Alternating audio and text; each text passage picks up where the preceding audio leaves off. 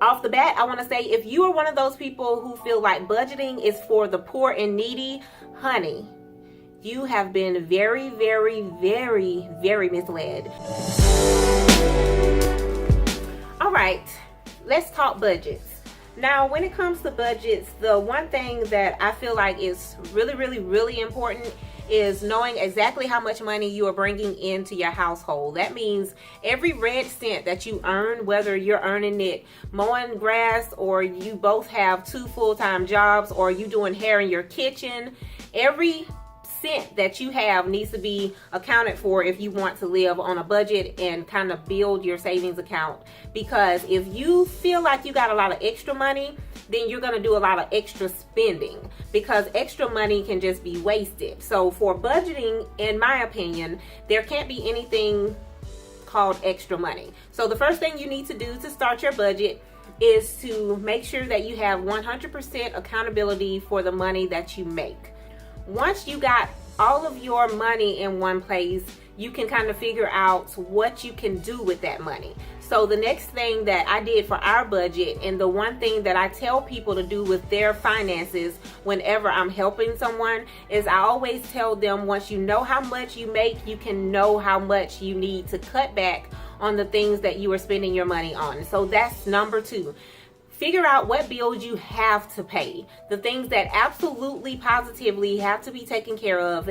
And I am not talking about Netflix and Hulu and cable. I'm talking about tithes, offering, light bill, water bill, the things that absolutely have to come out of your pot every single month. Those are the things that you need to take care of first. Like, obviously you have to have groceries, but can you cut your grocery budget back some? Instead of buying the wild caught shrimp that has to be cleaned and deveined by your butcher, you can go get the wild caught shrimp at Walmart in the bag and just cook it yourself. Or you can get the wild caught shrimp that's not deveined, and you can go home and devein it yourself. What I'm saying is, you can find ways to cut corners. The name of the game in budgeting for me is cutting corners and using the money to its maximum capability. You want to maximize every red cent that comes into your house.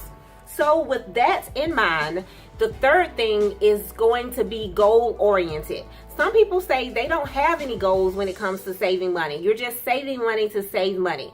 But to me, there is no such thing as saving money to save money. Sometimes you're saving for a purpose, like you want to buy a new car or you want to buy a house. And then sometimes you're saving for your future. So no matter what it is, always think to yourself that you have a goal in mind.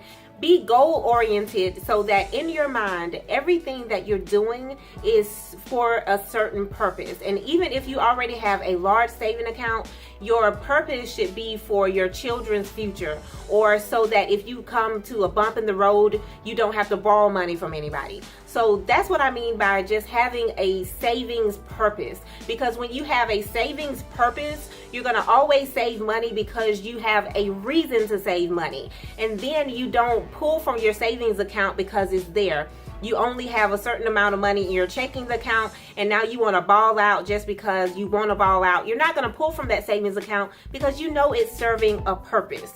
So that for me is the premise of starting a budget. This is budgeting 101. These are the 3 top things that I feel like any person needs to do to start a budget. For the next video, I'm going to be talking about finding, or how to find, money within your current budget to save and put back for things that you may want in the future. If you're interested in knowing how you can find money within your budget, please go ahead and subscribe, because next Sunday, guess what? We're going to be right back here, same time, same place, and we're going to be talking budgets.